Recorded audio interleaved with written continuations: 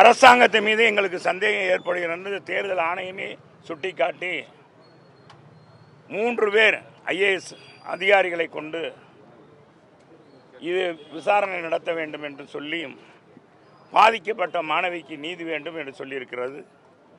அது மட்டுமல்ல, உயர்நீதிமன்றம், சென்னை உயர்நீதிமன்றமும் இன்னைக்கு இந்த அரசாங்கத்தை கொட்டி இருக்கிறது. பல வகையில் இந்த அரசாங்கம் ஏன் விழித்துக் கொள்ளவில்லை? 20க்கும் மேற்பட்ட வழக்குகளுக்கு உட்பட்ட ஒரு குற்றவாளியை ஏன் இதுவரை நடமாட விட்டார்?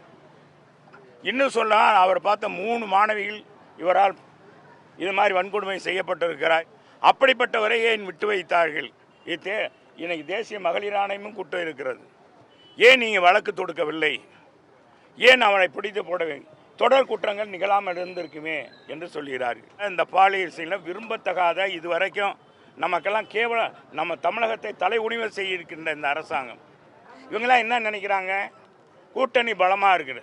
நான் ஒன்றை மட்டும் சொல்கிறேன், 26ல் திமுக தலைமையிலான கூட்டணி அமைகிற அந்த பயணம் என்பது, மக்களை சந்திப்பது என்பது ஓட்டக்கப்பலில் போகிற பயணமாகிவிடும்.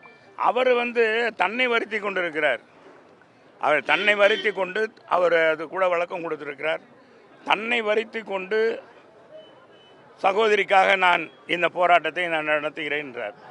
இத்தனை கட்சி தமிழகத்தில் இருக்க, யாராவது இதை எடுத்து பேசுகிறாங்களா? எங்கள் மாதிரி வன்மையாக கண்டிக்கிறாங்களா? பாரதிய ஜனதா கண்டிச்சிருக்கிறது.